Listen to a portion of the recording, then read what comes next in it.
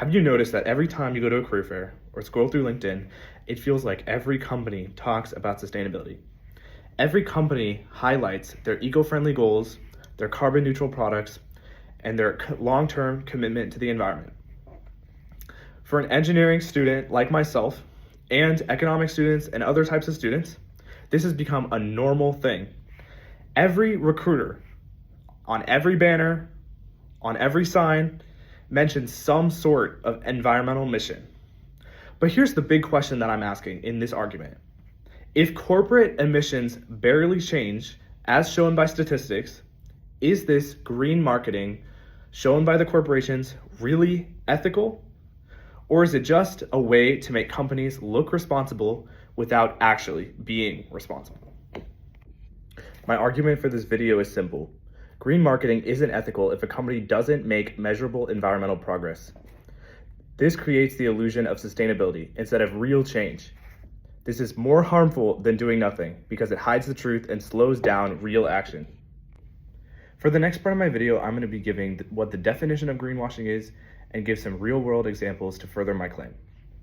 Greenwashing, when companies exaggerate or misrepresent their environmental efforts, has quietly become one of the most common corporate marketing strategies. We see it everywhere, in recruiting materials, on company websites, and in job descriptions that highlight sustainability or environmental commitment.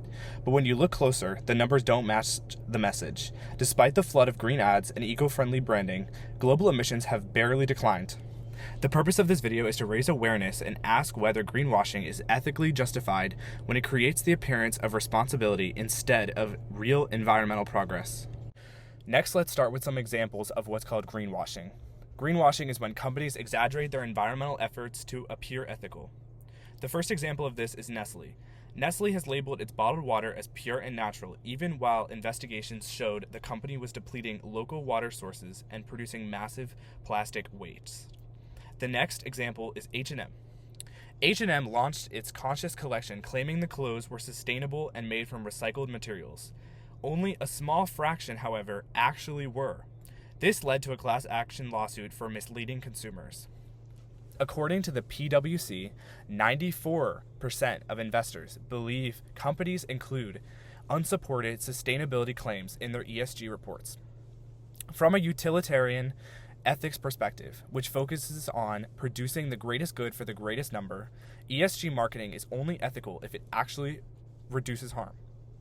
But when companies promote sustainability without meaningful results, they deceive the public and delay real solutions.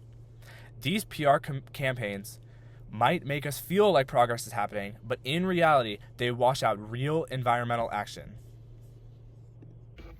For the last and final part of my video, I'll be sharing my personal opinion and the concluding thoughts on the topic. I do not necessarily think companies should stop promoting sustainability. However, they have to prove it. Saying you're ethical isn't the same as being ethical. And for students like us, engineering, economics, ethics, if we accept vague ESG and environmental claims now, we'll be repeating the same empty promises later. So the question isn't just, is green marketing ethical if emissions barely changed? It's, why do we call something ethical if it's just branding? As future engineers and leaders, we need to demand the proof of language. Ethics isn't just branding. It's follow through and action.